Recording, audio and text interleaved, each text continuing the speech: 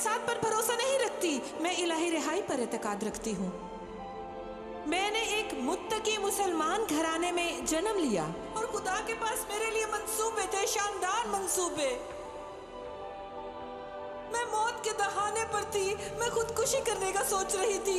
یسوع نے خود کو مجھ پر ظاہر کیا اور اس نے مجھے نئی زندگی عطا کی۔ اگر آپ میرے ساتھ دعا کریں اور میرے ساتھ اعتقاد رکھیں تو خدا آپ کو نئی زندگی بخشے گا۔ یسوع ایک حقیقت ہے، وہ زندگی کو تبدیل کرتا ہے، وہ تقدیر کو بدل دیتا ہے، وہ قوم کو تبدیل کرتا ہے اور اس کی قوم سارے جہاں کو بدل سکتی ہے۔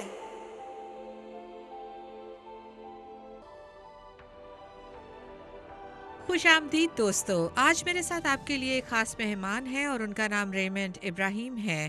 ابھی حال ہی میں ان سے ملی ہوں۔ میں نے ان کی کتاب دوبارہ مصلوبیت پڑھی ہے اور اس کتاب کو پڑھنے سے پہلے میں سوچتی تھی کہ مجھے اسلام کے بارے میں بہت علم ہے۔ میں اسلامی دنیا میں مسیحی لوگوں کی اظہار ثانی کے بارے میں بہت کچھ جانتی ہوں، لیکن یہ کتاب پھر سے مصلوبیت میری آنکھوں کو کھولنے کا عظیم ذریعہ بنی۔ آج ہم نے انہیں دعوت دی اور انہوں نے بڑی فراخ دلی سے اسے قبول کیا۔ آج میرے ساتھ ہونے کا شکریہ، مجھے بلانے کا شکریہ، اور میں آپ کی اس عظیم کتاب کے لیے آپ کا شکریہ ادا کرتی ہوں۔ بہت اعلیٰ لکھی گئی ہے، بڑی معلوماتی، بڑی پرجوش۔ میں پوچھنا چاہتی ہوں کہ آپ کو کس چیز سے رہنمائی ملی کہ یہ کتاب کا نام دوبارہ مصلوبیت رکھیں؟ اچھا، یہ بہت ہی دلچسپ ہے کیونکہ زیادہ تر لکھنے والے پہلے سے کتاب کا نام رکھتے ہیں۔ ایک دن میں اس طرح کرتا ہوں کیونکہ میرے کام کی نوعیت بیٹھے رہنے کی ہے۔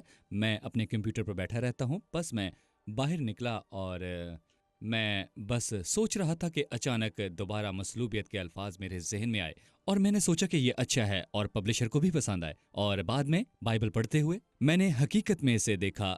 میرا خیال ہے کہ یہ عبرانیوں کے 6 باب کی 6 آیت میں آیا ہے۔ جی، میں نے اسے کتاب میں لکھا اور یہ کہتی ہے کہ اس کے لیے وہ خدا کے بیٹے کو اپنی طرف سے دوبارہ مصلوب کر کے اعلانیہ ذلیل کرتے ہیں۔ اور میں نے یہ سوچا، میرا مطلب یہ اس کی اہمیت کی مزید توثیق ہے جب مقدس پولس یا کسی اور نے عبرانیوں کے خط میں لکھا کہ یہ مسلمانوں کے ہاتھوں ستائے جانے کی بات نہیں، بلکہ میں سوچتا ہوں کہ یہ مجموعی طور پر دوبارہ مصلوبیت کی زیادہ بڑی تصویر پیش کرتا ہے، اور یہ ایک بڑی چیز ہے۔ یہ ایک طرح سے بے عزت کرنا ہے اور میرے خیال میں یہ ذلیل کرنا ہے، اور اس سے میری مراد یہ ہے کہ مختلف جگہوں پر اور مغرب میں بہت سے مسیحی ایسا ہونے دے رہے ہیں۔ دوبارہ مصلوبیت ان کے منہ سے ایک حرف نکالے بغیر ذلیل کرنا ہے۔ واو، آپ ایک محقق ہیں، آپ ترجمہ کرتے ہیں، آپ کالم لکھتے ہیں، آپ انسانی حقوق کا دفاع کرتے ہیں۔ مجھے کہنا چاہیے کہ آپ ایک مصنف ہیں، آپ کے بہت سے احساسات ہیں، لیکن میں نے جو آپ کی کتاب میں دیکھا کہ آپ بہت ولولہ انگیز ہیں تاکہ مشرق وسطیٰ کے ستائے جانے والے چرچز اور مسیحوں کی آواز بن سکیں، اور آپ اسے بڑی اچھی طرح کرتے ہیں۔ آپ کی کتاب کو پڑھتے ہوئے میں نے بہت سے حصوں میں آنسو بہائے، میں نے اذیت دیے جانے کی تصاویر دیکھی۔ بس جیسا کہ آپ نے بہت اچھا لکھا، میں آپ سے پوچھنا چاہتی ہوں کہ خوفناک اذیت، ظلم و ستم مسیحی ہونے پر مسیحوں کے ساتھ سوسائٹی میں برا سلوک ہوتا ہے، ان کو مختلف طرح کی اذیت اور ظلم و ستم سے گزرنا پڑتا ہے، اور وہ کون سے مسلم ممالک ہیں جہاں پر مسیحوں کو سب سے زیادہ ستایا جاتا ہے؟ اچھا، بہت ہی دلچسپ اور اچھا سوال ہے۔ ایک جانی مانی انسانی حقوق کی تنظیم نے مسیحیوں کے ساتھ انتہائی برا سلوک کرنے والے 50 ممالک کے بارے میں رپورٹ پیش کی ہے۔ جی، ان میں سے اب 41 اسلامی ممالک ہیں۔ واہ، ٹھیک ہے، یہ تقریباً 82% ہے۔ بس پوری دنیا میں مسیحیوں کو جتنا بھی ستایا جاتا ہے، اس کا 82% مسلم دنیا کے ہاتھوں وقوع میں آتا ہے۔ جی، اور یہ ممالک کون سے ہیں، یہ بڑا حیرت انگیز ہے۔ اسی رپورٹ میں بدترین اذیت کا ذکر ہے، اور میرا خیال ہے کہ معمولی ستائے جانے کی 3-4 اقسام ہیں۔ بدترین اذیت عرب ممالک میں دی جا رہی ہے، جی، اور نہایت ہی حیرت انگیز طور پر ان ممالک میں جہاں شورش ہوئی اور امریکہ نے واقعی وہاں جا کر ان کی مدد کی، مثال کے طور پر لیبیا میں جہاں جی، قذافی کی حکومت تھی، آپ کو پتہ ہے کہ وہ ایک آمر تھا، وہاں تھوڑے سے مسیحیوں اور چرچز کی حفاظت کرنے کے لیے کوشش کی گئی کیونکہ وہ خود بنیاد پرست اسلامی لوگوں سے خبردار تھا، لیکن جب اس کی حکومت گر گئی وہ بدترین اذیت والی قوم بنی۔ اس سے پہلے ہم نے کبھی نہ سنا تھا کہ چرچز پر بم مارے گئے ہوں اور ننس پر حملہ ہوا ہو یا انہیں دھمکایا گیا ہو، مسیحیوں کو قتل کیا گیا ہو، اذیت دی گئی ہو کیونکہ ان پر عقیدہ بدلنے کا الزام تھا، کیونکہ ان کے پاس بائبل اور کچھ دوسری چیزیں موجود تھیں۔ ہم شام کو دیکھ سکتے ہیں جو عرب اقوام میں سے صدر اسد کے دور میں سب سے زیادہ اعتدال پسند ملک تھا. آپ کو پتہ ہے کہ وہ الوائٹ ہیں، آپ جانتے ہیں. ایک سنی مسلم کے نزدیک وہ مسلمان ہی نہیں بلکہ ایک کافر ہے، اور وہ لادین ہے، اور اس قوم میں مسیحی کافی محفوظ تھے، اور اب اس ملک میں بدترین اذیت رسانی ہوتی ہے، جی اور افغانستان میں بھی یہی جی ہوتا ہے، اور عراق میں بھی. یہ 4 ممالک جن کا میں نے خاص طور پر ذکر کیا ہے، ان ممالک میں امریکہ داخل ہوا، اور افغانستان میں اور عراق میں بھی یہی ہوتا ہے. انگیز بات ہے کہ ان 4 ممالک میں مسیحیوں کے انسانی حقوق نے ناک کے بل غوطہ لگایا. جی اور میں آپ کو بتاتا ہوں ایک خاص تناظر میں جہاں کہیں بھی امریکہ گیا وہاں کیا ہو رہا ہے. جی ہم دیکھتے ہیں کہ امریکہ تو وہاں مدد کے لیے آتا ہے، لیکن اقلیتوں پر وہاں پر حملے ہوتے ہیں اور انہیں قتل کیا جاتا ہے، اور یہ واضح مشکل ہے. لیکن ان اقوام کے علاوہ یہ ہوتا ہے کہ میں ذیلی سہارا کے افریقی ممالک کی بات کر رہا ہوں. آپ کو پتہ ہے صومالیہ، یوگنڈا، اور اب افریقی جمہوریت، مرکزی افریقی جمہوریہ بھی. جی آپ نے شاید جن کا کبھی نام بھی نہ سنا ہو، لیکن اب ایک اسلامی گروہ نے قبضہ کر لیا ہے. مشرق بعید، انڈونیشیا، فلپائن اور مرکزی ایشیائی ممالک جو سابقہ USSR کا حصہ تھے، جیسے ازبکستان، قازقستان، تاجکستان، یہ اقوام، بے شک ایران اور ترکی، جیسا کہ آپ کو پتہ ہی ہے. بس مجھے کیا دلچسپ اور آنکھیں کھولنے والا لگتا ہے، در حقیقت ان تمام مذکورہ ممالک پر نظر کریں. ان میں زیادہ تر عرب ہیں، کچھ افریقی ہیں، کچھ انڈونیشین ہیں، اور کچھ اور ہیں. یہ سب مختلف زبانیں بولتے ہیں، ان کی مختلف نسلیں ہیں، ان کی سفید، بھوری، پیلی، کالی رنگت ہے، مختلف معاشرے اور تہذیبیں اور پس منظر ہیں، لیکن سب میں مسیحیوں کو ستانے کا ایک ہی نمونہ دیکھتے ہیں. بس اگر آپ واقعی اس کے بارے میں سوچیں کہ انہیں کون جوڑتا ہے، اور جو ہم کہہ سکتے ہیں کہ صرف اسلام ان سب اقوام کی ریڑھ کی ہڈی ہے، میرا خیال ہے کہ جس موضوع پر ہم بحث کر رہے ہیں اس کے متن کو ذہن میں رکھتے ہوئے یہ آنکھیں کھولنے کے لیے کافی ہے. یہ اچھا ہے. آپ کو پتہ ہے کہ آپ کی کتاب میں بھی میں سوچتی ہوں کہ میرے ملک ترکی اور نظر آنے والی حالیہ شہادتوں کو شامل کیا جائے. ترکی میں 3 شہادتیں، مالٹا میں. بس آپ کے پاس ان کا خاص حصہ ہے اور ان کی تصاویر تھیں، اور میں نے دوسری تصاویر بھی دیکھی، اور میں نے ستانے جانے کی ایک سے ایک کہانی پڑھی. آپ نے اپنی کتاب میں ملک بملک ذکر کیا ہے، اور آپ نے بہت سی کہانیوں کا ریکارڈ بھی دیا ہے جن کو عوام اور میڈیا کی آنکھ نے پہلے کبھی نہیں دیکھا. اس وجہ سے میں اس کی بہت تعریف کرنا چاہتی ہوں. اور جب میں نے عصمت دری کے بارے میں پڑھا، اور آپ نے یکے بعد دیگرے چند نام بھی لیے کہ نوجوان لڑکیوں کی عصمت دری کی جاتی ہے، اور پھر مسیحی ہونے پر ان کے چہروں پر تیزاب پھینکا گیا، اور ان کو بدترین ذہنی اور جسمانی اذیت سے گزرنا پڑا جب انہیں کمتر سمجھ کر سلوک کیا گیا، انہیں ان کی عبادت سے روکا گیا. مسیحی ہوتے ہوئے وہ آزادانہ عبادت نہ کر سکتے تھے اپنے ایمان میں. اور اب میں پوچھنا چاہتی ہوں کہ کیا ان تمام خوفناک کہانیوں کا تعلق قرآن سے ہے؟ یہ کہاں سے آ رہی ہیں؟ یہ بہت اچھا سوال ہے. میں نے اپنی کتاب میں آپ کی نشاندہی کے مطابق انہیں الگ کرنے کی کوشش کی ہے. میں نے ان ممالک کا ذکر کیا ہے، بالکل صحیح. لیکن میں نے انہیں موضوعات میں تقسیم کیا ہے تاکہ اگر آپ قرآن اور شرعی قانون کی بات کریں اور حدیث کی یا سنت کی، جی اسلامی نبی کی تعلیمات کو دیکھیں تو اذیت رسانی کا نشان ملتا ہے. جی مثال کے طور پر میں نے حملوں اور مسیحی عبادات پر پابندی پر بحث کی ہے. جی حالیہ متن کے مطابق ایک چرچ بنانا ٹھیک ہے، بس آپ چرچ نہیں بنا سکتے، آپ چرچ کی مرمت نہیں کر سکتے، اور ہم نے ایسا تاریخی طور پر ہوتے دیکھا ہے. میں نے یہ دکھانے کی کوشش کی ہے کہ ایسا قدیم سے اور اب تک ہو رہا ہے. بس اس کی لمبی قطار ہے. پھر ان حملوں کا بھی ذکر ہے جنہیں میں مخالف، جس طرح میں انہیں مسیحی آزادی پر اسلامی حملوں کا نام دیتا ہوں.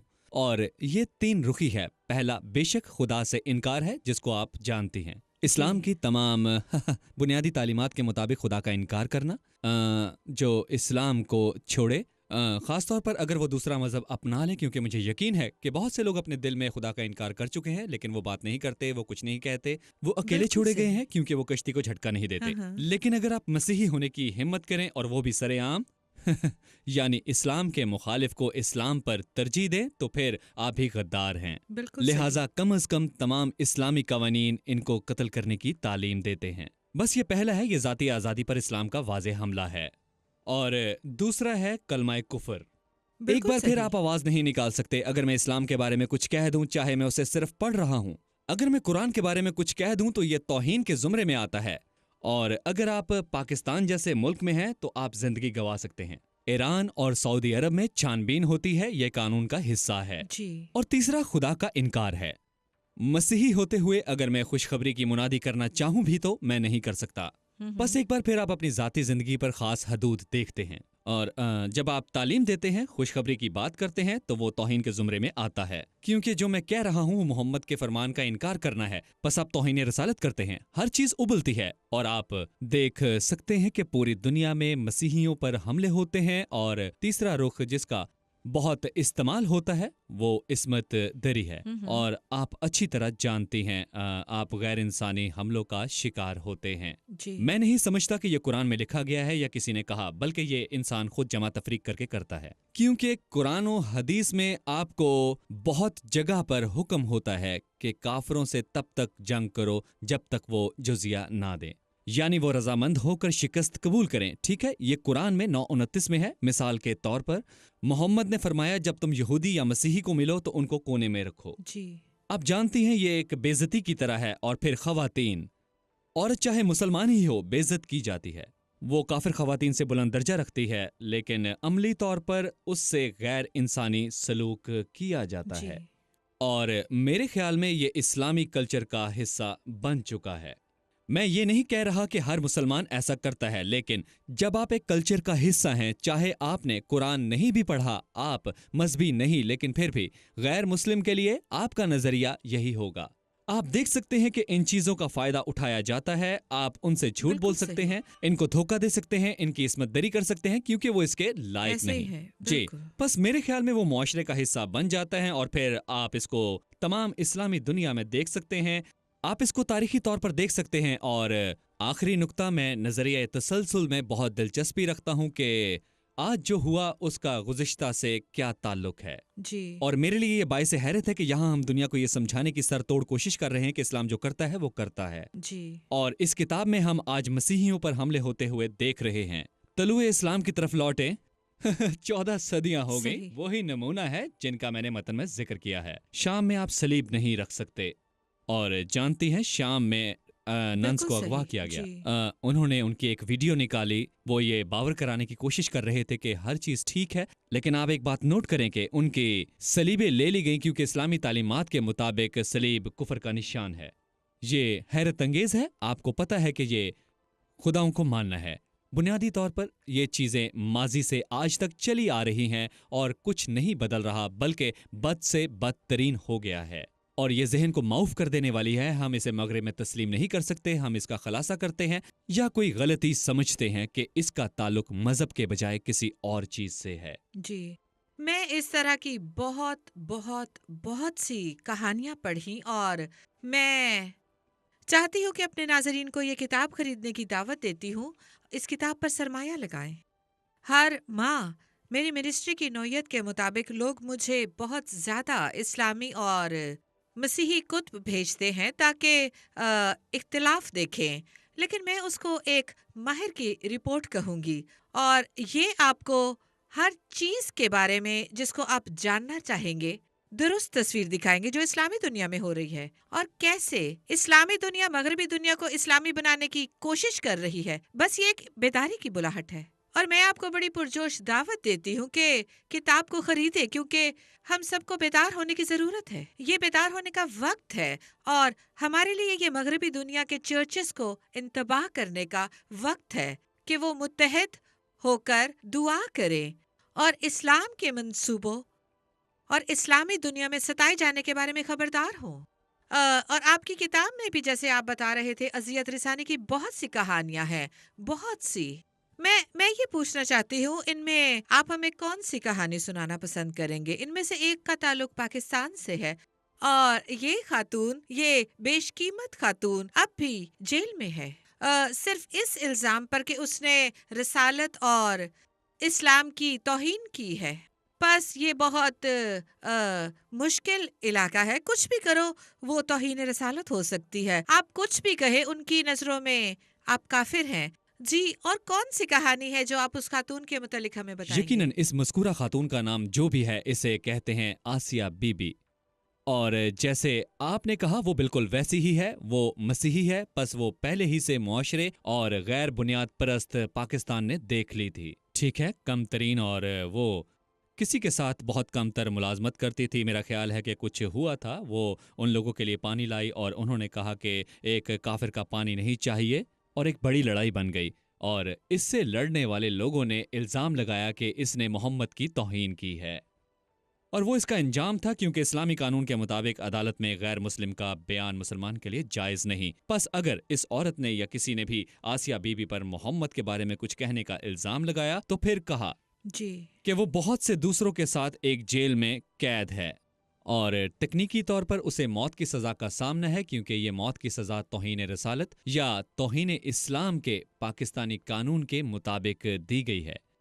انجام کار پھانسی ہے، کچھ لوگ مارے جا چکے ہیں اور بہت سے پڑے ہیں، لیکن دلچسپ بات وہی ہے کہ جیسا آپ نے فرمایا کہ یہ انتقام کے لیے استعمال ہوتا ہے، بس میں مسلمان ہوں اور تم مسیحی ہو، تمہیں کسی وجہ سے پسند نہیں کر، لیکن خاص بات یہ جو آپ نے کہا اس طرف آتے ہیں ہے یہ اس کا انجام ہے۔ آپ مصیبت میں پڑتے ہیں اور ثابت کرنے کا بوجھ آپ پر ہے کہ آپ نے نہیں کی، پس آپ نے ذکر کیا کہ دراصل وہ بھی بہت سے دوسروں کی طرح نامزد ہے، اور میرا خیال ہے کہ ہمارے پاس درجنوں ہے، یہاں تک کہ مذہب سے انحراف کا قانون۔ ذرا سوچے کہ مذہب کیا کہتا ہے، یہ مافیا ہے اور یہ کہتا ہے کہ منحرف ہوئے تو مار ڈالوں گا، بالکل صحیح۔ اور آپ کا دعویٰ ہے کہ یہ مذہب خدا کی طرف سے ہے اور اگر میں ایمان نہ رکھوں تو مارا جاؤں گا، یہ صحیح اور ہے۔ یہاں تک کہ یہ خود اعتمادی کا فقدان ظاہر کرتا ہے، جی، بس اسے لوگوں کو تلوار سے روکا جاتا ہے، دھمکیوں سے، تشدد سے یا لالچ سے، آؤ جہاد کریں، آؤ پیسے بٹوریں، آؤ حملہ کریں، عصمت دری، کیونکہ بے شک غلام بنانا اور جنسی تعلقات رکھنا،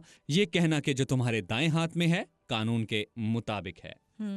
تو یہ دلچسپ ہے کہ آپ نے اسے مافیا قرار دیا۔ میں نے پہلے کبھی یہ اصطلاح نہیں سنی، لیکن یہ بالکل فٹ آتی ہے، کیونکہ اگر آپ خطرناک گروہ کے رکن ہیں یا بلوا کر جی یا مافیا بن کر وہ انحراف پر آپ کو قتل کر دیں گے، بالکل، بس اسلام میں بھی ایسے ہی ہوتا ہے، ایک مذہب جو ایمان کا جی، دعوے دار ہو، اور امن اور یہاں میں محبت۔ تمہیں اس لیے مار ڈالوں گا کیونکہ تم اب ہمارے گروہ کا حصہ نہیں رہے۔ بس آپ کا ایمان خوف کی جی بنیاد پر ہے، جی، بنیادی اور طور پر۔ یہ اس مافیا سے بھی بدتر ہے، کیونکہ آپ پیدا ہوتے ہی اس میں شامل ہو جاتے ہیں۔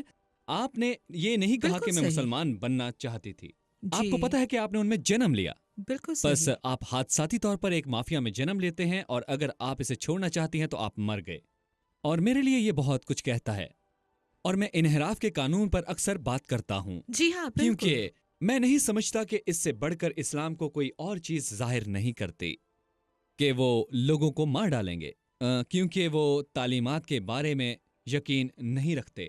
آپ کو پتہ ہے کہ اس طرح مذہب کا وقار کہاں ہے؟ آپ کو پتہ ہے کہ آپ نے مسیحیت میں کسی کو یہ کہتے سنا ہو کہ میں ایک مسیحی ہوں اور میری بیٹی یا بیٹا مسیحی نہیں رہنا چاہتے، اس لیے میں انہیں مار ڈالوں گا کیونکہ یہ دین کا حصہ ہے اور حکومت مدد کرے۔ یہ صرف عزت کی بات نہیں بلکہ حکومت خود مار ڈالے گی۔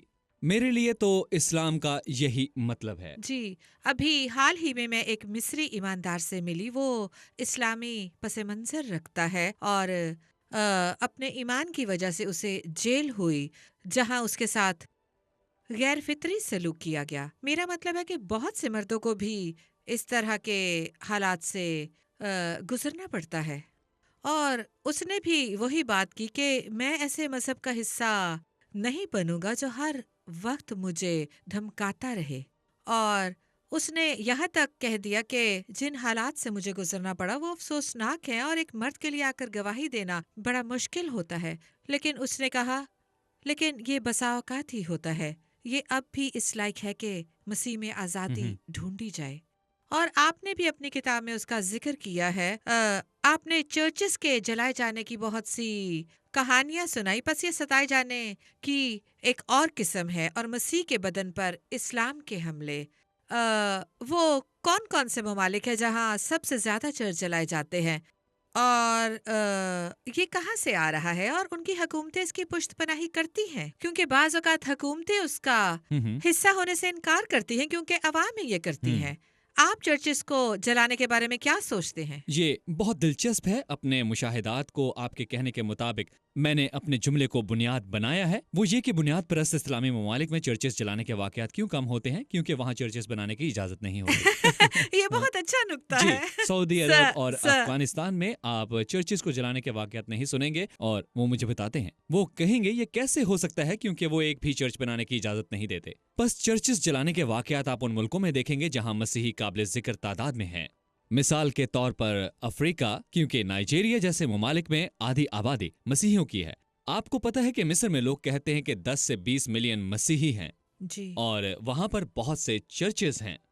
और जहाँ मसीही ज़्यादा तादाद में होंगे और चर्चेस होंगे तो चर्चेस वहाँ पर जलाए जाते हैं। इंडोनेशिया में भी वहाँ चर्च जलाए गए हैं। लेकिन तारीखी एतबार से एक और भी दिलचस्प बात है, मेरा ख्याल है कि बहुत से लोग नहीं जानते, लेकिन हकीकत यह है कि जब 7वीं सदी में इस्लाम वजूद में आया, आप जानते हैं अरब में, जी, और इसके ज़्यादातर पड़ोसी मसीही थे, और उस ज़माने में उस दौर में खलीफा थे जो खलीफा हकीम थे, जो मगरब में जाने जाते थे एक दीवाना खलीफा के तौर पर, और उन्होंने अपने दौरे खिलाफत में तकरीबन 30,000 चर्चेस को जलाया, वाह, शाम और मिस्र जी, और सारे इलाके में। जी, और आपके जहन में सबसे पहले यही ख्याल आता है कि यहाँ पर मसीही क्यों नहीं, और जी, ये बड़ी हैरानकुन बात है कि हम बड़ी सर्द मोहरी से ये कह देते हैं कि वो अरब दुनिया है और ये उनका मजहब है।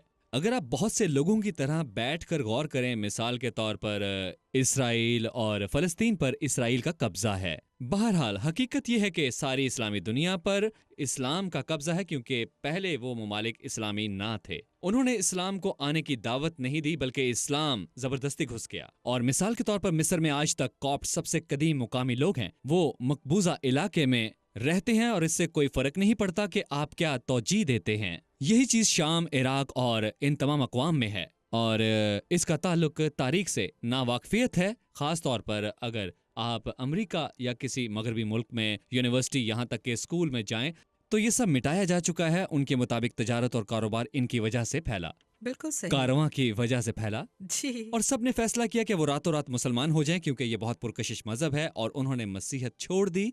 और यही बताया जाता है, और ये बहुत खतरनाक बयान है, क्योंकि ये आपको तारीखी हकायक नहीं दिखाता। और आज हम देखते हैं कि तारीख दोहराई जा रही है, जहाद हो रहे हैं। मिसाल के तौर पर वस्ती जमहूरिया अफ्रीका में यहाँ भी वही कहानी है। चंद मुसलमानों का ग्रोह आकर हमला करके चर्चेस को जलाता है, हलाकतों और ज़िबा करने की बात करते हुए बहुत से मसीही आसान राह इख्तियार करते हुए मुसलमान हो रहे हैं, और इस तरह होने से इन ममालिक में मुसलमान भी पाए जाते हैं। दर हकीकत बहुत से लोग पैदाइशी तौर पर मजहबी नहीं होते, बस मुसलमान आए, मैं मसीही हूँ, मैं जानता हूँ कि अगर मैं उनके मजहब को कबूल करता हूँ और कलमा पढ़ता हूँ तो वो मुझे बख्श देंगे और मैं उनके बराबर हो जाऊंगा, और अगर मैं मसीहत पर कायम रहता हूँ तो मैं एक तीसरे दर्जे का शहरी बनूंगा, मुझे मुलाजमत नहीं मिलेगी, मैं गरीब रहूंगा। बस सदियों से लोग इस्लाम को कबूल करते आए हैं, और यही इस्लाम के फैलाव की असल कहानी है जो हम अब भी देख रहे हैं बहुत से ममालिक में। और कोई भी इन नकात को नहीं मिलाना चाहता, सच नहीं बोलना चाहता, कम से कम मगरिब में तो कोई नहीं। जी, ये बिल्कुल दुरुस्त है। और आप सन 1900 से देखते हैं कि इसमें ज्यादा शिद्दत आई है, और आपने बताया कि इन ममालिक से मसीही लोगों की तादाद में 20% जी कमी आई। बिल्कुल, सन जी, 1900 से एक अंदाजे के मुताबिक 2% वाह, जनूबी अफ्रीका और मशरिक वस्ता की कुल आबादी ये से, बहुत और इनमें से तशवीशनाक ज़्यादातर है। मिस्र, शाम जी, और थोड़े से इराक में हैं। जी हाँ। और आपकी किताब का एक हिस्सा जिहाद की बात करता है। बस मेरा ख्याल है कि मैंने गुज़श्ता प्रोग्राम में खातर ख्वाह जिक्र नहीं किया था। बस नाजरीन के लिए क्या आप जहाद के मुतालिक कुछ बताएंगे? जहाद क्या है और जहाद के निज़ामुल अमल क्या है? ठीक है, आपको पता है कि बुनियादी तौर पर जहाद का कुरान में बड़ा महदूद जिक्र है। ये हमेशा जहाद फी सबील अल्लाह है, जिसका मतलब है कि अल्लाह की राह में जहद करना। मैं अल्लाह की मर्जी पूरी कर सकता हूँ, जिसको इस्लामी तालीमात से यूँ समझाया गया कि अपनी जान व बदन और माल से लड़ाई में हिस्सा लें, ताकि अल्लाह की मर्जी पूरी करो, जिससे मुराद शरीयत के निफाज तक जहाद करना है। शरीयत अल्लाह की रज़ा है। बस आगाज़ से नबी इस्लाम मोहम्मद ने जहाद का आगाज़ किया, और फिर ये चलता रहा। وہ جنگوں میں گئے اور پھر ان کی موت کے بعد بھی جاری رہا۔ آپ کو پتہ ہے کہ خلفاء میں سے حضرت عمر کو راست باز خلیفہ مانا جاتا ہے۔ انہوں نے بڑے جہاد کیے، اور میں تاریخ کے اسی وقت کی بات کر رہا ہوں جب مصر، لیبیا، الجیریا، تیونس اور مراکو، یہاں تک کہ اسپین، شام اور آپ کو پتہ ہے لبنان اور عراق کے علاقوں میں بھی لشکر کشی ہوئی۔ ان علاقوں سے جہاد پھیلا اور انہوں نے فتوحات حاصل کی، اور بے شک جہاد ایسے ہی نہیں، اس کی ترغیبات ہیں۔ اگر آپ پھر سے مافیا کی بات کرنا چاہیں اور اگر آپ مافیا کے متوازی دیکھیں تو وہ جہاد یا مجاہد ہے جو جا کر جہاد کرتا ہے۔ سب سے پہلے اگر وہ مر جائے تو اس سے کوئی فرق نہیں پڑتا کہ اس نے کتنے گناہ جی کیے ہیں، وہ سیدھا جنت میں جائے گا، سب سے اعلیٰ مقام میں۔ دوم، اسے نفع ملے گا، وہ جو کچھ بھی فتح کرے گا اس میں سے اسے جی حصہ ملے گا۔ اس میں انسانی غلام، زنانہ غلام، آپ کو پتہ ہے کہ حرمے اور اس طرح کی سب چیزیں، اور پیسہ جہاد کے لیے ہمیشہ اس طرح کی ترغیبات دی جاتی رہی ہیں۔ اگر آپ مر گئے تو آپ کو جنت کے اعلیٰ ترین مقام میں 72 حوریں ملیں گی۔ صحیح، اور ہمارے لیے کوئی وعدہ نہیں۔ نہیں، ہمارے لیے کوئی وعدہ ہم نہیں۔ ستائے جانے والے چرچز کے لیے کیا کر سکتے ہیں؟ مشرق وسطی میں ستائے جانے والے گرجوں کے لیے مغرب کس طرح ڈٹ سکتا ہے؟ جی، سب سے پہلی ضروری چیز معلومات اور علم ہونا ہے۔ ٹھیک ہے، اگر آپ ایک امریکی ہیں اور آپ عام میڈیا پر انحصار کرتے ہیں اور آپ حکومت کو سنتے ہیں اور آپ کے بچے پبلک سکول جاتے ہیں تو آپ کو اس بات کا کوئی آئیڈیا تک نہ ہوگا، کیونکہ اگر اس کا کبھی ذکر بھی ہو تو اس کا ذکر یوں ہوگا کہ یہ کوئی ایسی خاص بات نہیں، بس کبھی کبھار ایسا ہو جاتا ہے وغیرہ وغیرہ۔